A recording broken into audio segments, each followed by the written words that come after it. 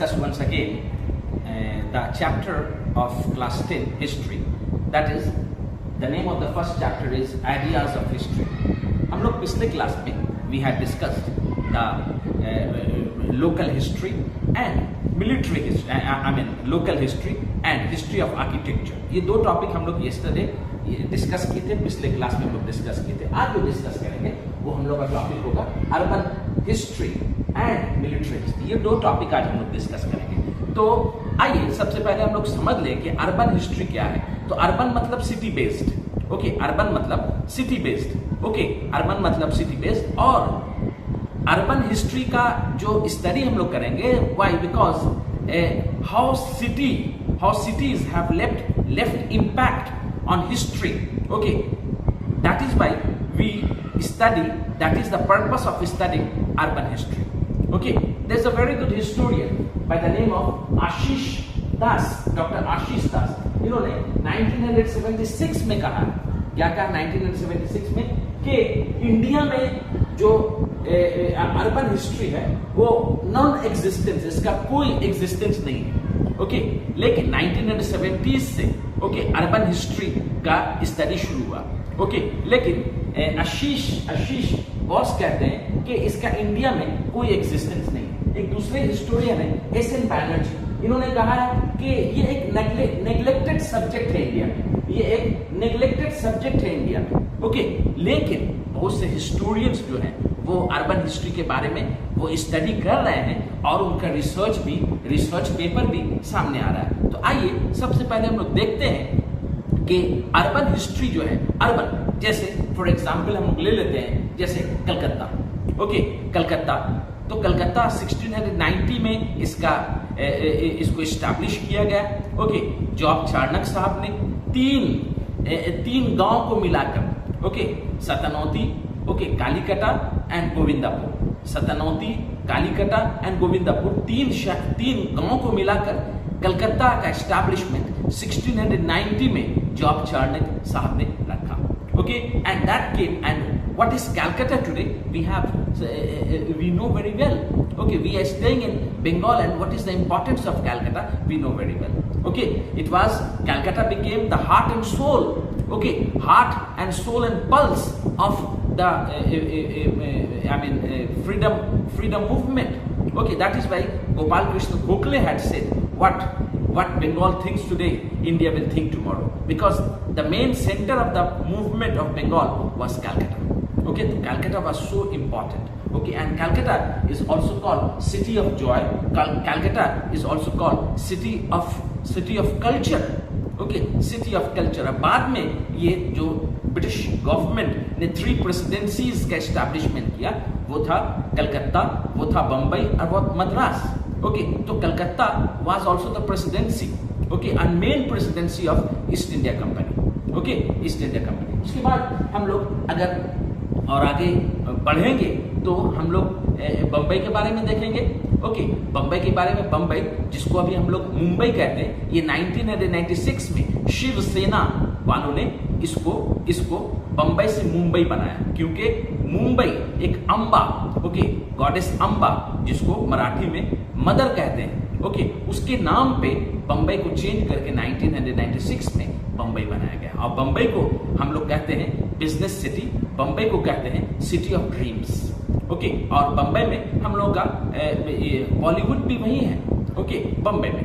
Anyway, उसके बाद Madras. Okay, Madras भी एक ईस्ट इंडिया कंपनी का प्रेसिडेंसी था. 3 प्रेसिडेंसी में मद्रास भी एक प्रेसिडेंसी था.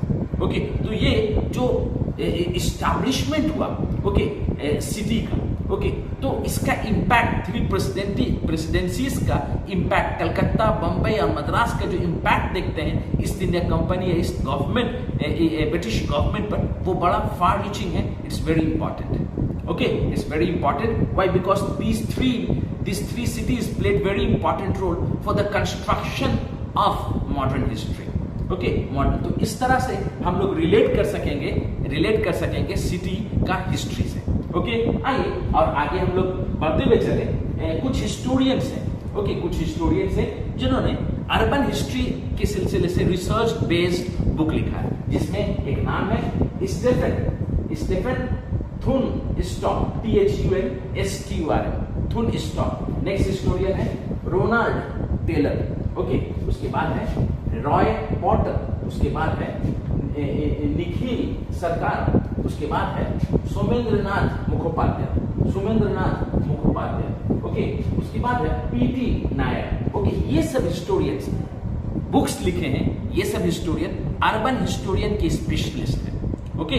अर्बन हिस्टोरियन के अर्बन हिस्ट्री के स्पेशलिस्ट हैं। उसके बाद एक बुक भी है, बुक का जो राइटर है वो चार्ल्स टिली एंड W ब्लॉकमैन, इन दोनों का को वेंचर है। ये दोनों राइटर मिलके एक किताब लिखे, उस किताब का नाम हुआ cities and the rise of states in Europe, okay. तो ये किताब चार्ल्स टिली एंड W ब्लॉकमैन ने लिखा है।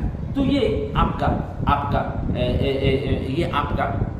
अर्बन हिस्ट्री हो। इसी तरीके से उस जमाने में हम लोग देखते हैं कि जैसे फॉर एग्जांपल हम लोग ले लें कि आगरा जहां ताजमहल का जहां ताजमहल है, ओके, जो 1632 में शाहजहां ने अर्जुमन बानो बेगम अपनी बिलवेड वाइफ मुमताज महल के मरने के बाद वो बनवाया था वहां मकबरा, जो आज ताजमहल है, दुनिया का ये 7th वंडर है। तो आगरा में ताजमहल, तो आगरा को इस्टेब्लिश कब किया गया? 1504 में, ओके। 1504 में इसका इस्टेब्लिशमेंट हुआ, ओके। 1504 में इसका इस्टेब्लिशमेंट हुआ। उसके बाद और भी बहुत सारे सिटीज हैं। जयपुर को हम लोग पिंक सिटी कहते हैं, ओके। इसी तरीके से जैसा मैंने नाम बताया, कलकत्ता, बम्बई, मद्रास, लखनऊ, लाहौर, ओके। लाहौर, ये सारा जो सिटीज है वो इस्टेब्लिश हुए, ओके। और इस्टेब्लिशमेंट के बाद इनका बड़ा इंपॉर्टेंट रोल रहा है हिस्ट्री को कंस्ट्रक्ट करने में। आइए अब नेक्स्ट टॉपिक की तरफ बढ़ते हैं। उस टॉपिक का नाम हुआ मिलिट्री हिस्ट्री, ओके, फौजी हिस्ट्री, ओके। इसका क्या ताल्लुक है? हम लोग जानते हैं कि 1970s से, ओके, मिलिट्री हिस्ट्री की तरफ तवज्जो दिया गया। यानी ये बड़ा एक अजब बात है कि मिलिट्री के साथ हिस्ट्री का क्या ताल्लुक, ओके। मिलिट्रिज्म के साथ हिस्ट्री का क्या ताल्लुक? लेकिन 1970s से 1970 ईस्वी की दहाई से मिलिट्री को हिस्ट्री से जोड़ दिया गया। मतलब कि मिलिट्री का क्या रोल रहा है हिस्ट्री को कंस्ट्रक्ट करने में, ओके। तो that is why military plays very important role, and what role it played in the construction of history, in building of history, that topic we will see, and the name of that topic is military history, okay, military। उसके बाद हम लोग देखेंगे कि ऐसे तो हम लोग जान ही चुके हैं कि 1970s से मिलिट्री हिस्ट्री पढ़ने का, स्टडी करने का ट्रेडिशन शुरू हुआ। लेकिन सेकेंड वर्ल्ड वॉर के बाद इसका मैंने 1970s से पहले, ओके, 1970s से पहले यानी सेकेंड वर्ल्ड वॉर जिसका पीरियड हुआ 1939 टू 1945, उस दौर से सेकेंड वर्ल्ड वॉर के बाद से ही हम लोग देखते हैं कि मिलिट्री हिस्ट्री का इंपॉर्टेंस बढ़ा, ओके। और बज़ाब्ता, ओके, इसकी जो शुरुआत हुई, the beginning of the military history, the beginning of the study of military history, it started from 1970s, okay, the decades of 1970, okay. उसके बाद हम लोग जो मिलिट्री हिस्ट्री का जो मामला है, ओके, वो वेदा से पता चलता है। जैसे हम लोगों को पता है, जिस कंट्री के पास जितना इफेक्टिव, ओके, वेपन होगा, हथियार होगा, वो उतना ज्यादा डोमिनेटिंग होगा, okay. The nation, okay, the state which will have, okay, more effective, more equipped, more powerful weapons, okay, that country or state would be very dominating, okay. So for example, we get the mention, okay, of military history from Vedas, okay. We get the information about military history from Ramayana and Mahabharata, two great epics of India, okay. हम लोग को ये भी पता है Harappan civilisation, okay, Harappan civilisation जिसका period हुआ 3000 to 1500 BC, okay, तो हड़प्पन सिविलाइजेशन या जिसको हम लोग इंडस वैली सिविलाइजेशन भी कहते हैं, जब इसका जब आर्यंस लोग बाहर से आए, जब when the Aryans came from outside, okay, so they attacked on the Indus people or Harappan people. Okay, so Harappan people could not face the external invader. Why? Because they did not have updated weapons. Why? Because when the Aryans had come to India, they had come with them with the weapons of iron. Okay, they knew the use of iron and they had used the iron weapon against the Indus people, against the Harappan people, and they were victorious also. तो यहाँ पे हम लोग क्या देख रहे हैं कि मिलिट्री टैक्टिक्स जो है वो उसका स्टडी करेंगे हम लोग मिलिट्री जनरल के बारे में, मिलिट्री हिस्ट्री हम लोग को मिलिट्री जनरल के बारे में पढ़ने के लिए नहीं बताता है, बल्कि बताता है कि सोल्जर्स का क्या रोल रहा है। ओके, पहले हम लोग क्या देखें, जैसे फॉर एग्जांपल हम लोग देख लीजिए कि आपका बैटल ऑफ कलिंगा जो 261 बीसी में लड़ा गया। ओके, इसमें हम लोग कहते हैं कि अशोका उस बैटल में जीते, लेकिन Ashoka no doubt he was the king, उसका बहुत बड़ा रोल है, लेकिन सोल्जर्स के रोल को हम लोग नजरअंदाज नहीं कर सकते। We can not deny the contribution of the soldiers. If we talk about first battle of Panipat, first battle of Panipat, which was fought on 23rd April, okay, 23rd April 1526 between Babur and Ibrahim Lodi. तो यहाँ हम लोग कहते हैं कि Babar first battle में इब्राहिम लोदी के खिलाफ जीत गए थे। ओके, क्यों जीते थे? यहाँ पे हिस्टोरिक पर्सपेक्टिव है, क्योंकि बाबर अपना वार स्ट्रेटेजी से जीते थे।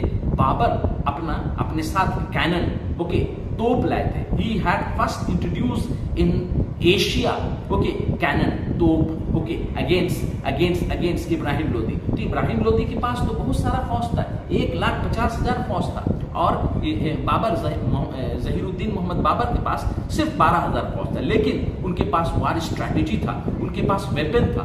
ओके, और जब गोला बरसना शुरू हुआ तोप का इब्राहिम लोदी के फौज पर, तो वो लोग दे वर surprised, they were stunned that what is this, and they ran helter-skelter, and Ibrahim Lodi died in the battlefield। इसीलिए कहते हैं कि सुल्तानेट पीरियड का पहला राजा, okay, Ibrahim Lodi was the first king of the sultanate period who died at the battlefield। okay, so Babar had come with new and updated weapon and he was victorious। okay, इसलिए कहा जाता है कि राणा संगा जो बैटल ऑफ खानवा में बाबर से हार गए थे, अगर वो मिलिट्री हिस्ट्री या वार स्ट्रैटेजी के बारे में बाबर का पढ़ा हुआ होता तो शायद वो नहीं जीता। राणा संगा, ओके, या राणा संग्राम सिंह, जिसको हम लोग कहते हैं कि battle of 100 hero of 100 battles, okay, वो बाबर से हार गया। क्यों हार गया? क्योंकि बाबर के पास स्ट्रैटेजी था, लेकिन राणा संगा के पास बहुत सारे फौज थे, लेकिन अपडेटेड उसके पास मिलिट्री टेक्निक नहीं था। ओके, इसी वजह से वो हार गया। तो ये सब क्या है? ये हम लोग कहाँ से जानते हैं? ये हम लोग जानते हैं मिलिट्री हिस्ट्री से जानते हैं, और इसका हिस्ट्री के ऊपर क्या इम्पैक्ट पड़ा। जैसे मैंने अभी बैटल ऑफ प्लासी के बारे में डिस्कस किया, तो बैटल ऑफ प्लासी ने पूरे हिस्ट्री को चेंज कर दिया। ओके, सुल्तानेट पीरियड को खत्म करके Mughal dynasty, Babur establish Mughal dynasty, by defeating last sultanate ruler Ibrahim Lodi, okay, और the last ruler of Lodi dynasty। okay, तो हिस्ट्री चेंज हो गया मिलिट्री टेक्निक से। ओके, हम लोग इसी तरह से देखेंगे कि एक बैटल है, ये आपका एक बैटल है आपका सिराजुद्दौला। ओके, सिराजुद्दौला और अंग्रेजों के दरमियान लड़ा गया। ओके, सिराजुद्दौला और अंग्रेजों के दरमियान 23 जून 1757 को लड़ा गया। ओके, 1757 को ये बैटल लड़ा गया। इसमें देखते हैं कि सिराजुद्दौला के पास बहुत सा फौज है। ओके, बहुत सा फौज है, लेकिन उन लोगों ने एक वार स्ट्रैटेजी अपनाया। ओके, मीर जाफर को लेकर कि किस तरह से हम लोग को फौरन कूद नहीं जाना वार में, वार स्ट्रैटेजी अपनाना है। ओके, वार स्ट्रैटेजी अपनाना है, और उस वार स्ट्रैटेजी की वजह कर सिराजुद्दौला को बैटल ऑफ प्लासी में डिफीट हुआ, ओके, बैटल ऑफ प्लासी में डिफीट हुआ और वहीं से पूरा नक्शा हिंदुस्तान का चेंज हो गया। तो देखिए किस तरह से ये मिलिट्री टैक्टिक्स हिस्ट्री को इन्फ्लुएंस करता है, ओके, हिस्ट्री को इन्फ्लुएंस करता है। तो आइए हम लोग और आगे बढ़ते हैं। हम लोग ये भी जानते हैं टीपू सुल्तान जिनका पीरियड हुआ 1750 to 1799, okay. Tipu Sultan tiger of Mysore कहते हैं जिनको। टीपू सुल्तान का सीक्रेट पैक्ट था फ्रांस के गवर्नमेंट के साथ, ओके, फ्रांस के गवर्नमेंट के साथ। और इन्होंने ट्री ऑफ लिबर्टी श्रीरंगपट्टनम, उनके कैपिटल जो था टीपू सुल्तान का श्रीरंगपट्टनम, वहां पे ट्री ऑफ लिबर्टी उन्होंने लगाया था। ये सब क्वेश्चन पूछ सकता है एग्जाम में। प्लस हम लोग ये भी जानते चले टीपू सुल्तान के बारे में। Tipu Sultan was the first Indian ruler of South India, okay, जिन्होंने मिसाइल, ओके, आज मिसाइल हम लोग एपीजे अब्दुल कलाम को मिसाइल मैन कहते हैं। एपीजे अब्दुल कलाम से एक मतलब पूछा गया कि सर आप तो हमेशा पीस पीस पीस, अमन अमन अमन, you always discuss about peace, तो why you have constructed, why have you made, okay, a missile, okay? So he had replied, his answer was very historic, okay. He said for the self protection, okay, arms and ammunition, modern and updated arms and ammunitions are important for the peace, for maintaining peace, modern arms and ammunitions are must. This was the historic answer of APJ Abdul Kalam. Anyway, Tipu Sultan की तरफ हम लोग चलते हैं जिनका period 1750 to 1799 था, okay. तो ये फोर्थ एंग्लो मैसूर वार में, ओके, फोर्थ एंग्लो मैसूर वार में ये लड़ते हुए शहीद हो गए। कब? 4 मई 1799। किसके खिलाफ? अंग्रेजों के खिलाफ। और उस जमाने में गवर्नर जनरल कौन हुआ करते थे?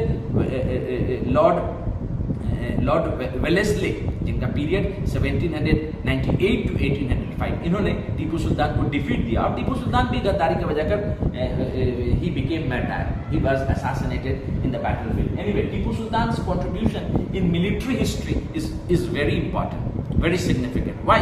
Because it was Tipu Sultan who introduced missile, and that missile could attack for 2 kilometers. Okay, could attack 2 kilometre. ये उड़कर 2 किलोमीटर तक ये उड़ सकता था और अटैक कर सकता था, ओके। ये टीपू सुल्तान है। टीपू सुल्तान जब ये मिसाइल का जो मामला शुरू किए तो ही अपॉइंटेड 12,000 मिसाइल एक्सपर्ट्स, और इस काम के लिए मिसाइल वगैरह जो बनाने का जो मामला था, इन्होंने 12,000 लोगों को अपॉइंट किया कि आप लोग इस पर रिसर्च कीजिए मिसाइल पर, और भी ज्यादा दूर तक, डिस्टेंस तक ये अटैक कर सके, वैसे मिसाइल बनाइए। तो ये 2 किलोमीटर इनके टाइम में, during his period, the missile could attack for 2 kilometre. 2 kilometre तक ये उड़ के वार कर सकता था। तो इन्होंने इनका जो मिसाइल जो था, ओके, इनका जो मिसाइल था, उस मिसाइल का नाम है मैसूरियन रॉकेट, ओके। और इसका इन्होंने, he has mentioned about the discovery of rocket or discovery of missile in his book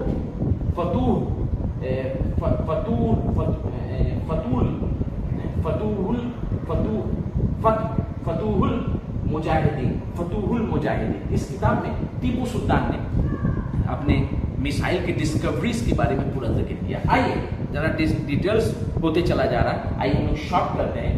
तो मिलिट्री हिस्ट्री से रिलेटेड कुछ हिस्टोरियंस हैं, जैसे जादूनाथ सरकार, इनकी बहुत सारी किताबें हैं जो मिलिट्री हिस्ट्री के ऊपर है। एक और नाम है सुरेंद्रनाथ सेन एक मिलिट्री हिस्टोरियन है। उसके बाद कौशिक राय, ओके, कौशिक राय जादवपुर यूनिवर्सिटी के हैं। इन्होंने भी मिलिट्री हिस्ट्री के सिलसिले से बहुत सारी किताबें लिखी। आइए कुछ बुक्स देखते हैं जो मिलिट्री हिस्ट्री के बारे में। एक बुक है जो बड़ा लंबा नाम है, a military history of India and South Asia, okay, from the East Indian Company to the nuclear era. 2008 में ये बुक पब्लिश हुआ और इस किताब के लिखने वाले हैं Daniel Marston, MARSTON, MARSTON, and Chandra S Sundaram, ये दोनों लोग मिलकर ये किताब लिखी। उसके बाद एक और बुक है Indian army and the first world war 1914 to 1918, ये एक किताब हुआ। दूसरा किताब का नाम है फ्रॉम Hydaspes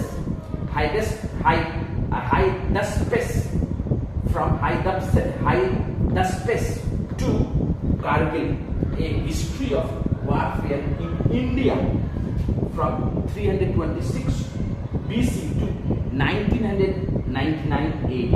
ये किताब कौशिक राय ने लिखा है, कौशिक राय साहब ने लिखा है। तो ये हम लोग डिस्कस किए अर्बन हिस्ट्री और मिलिट्री हिस्ट्री के बारे में। तो आज के लिए इतना ही रखा जाए। इससे रिलेटेड अगर आप लोगों को कोई प्रॉब्लम है, क्यूरीज है, क्वेश्चन है, तो मैसेज ड्रॉप में जरूर लिखें और मुझे इन्फॉर्म करें। Thank you very much.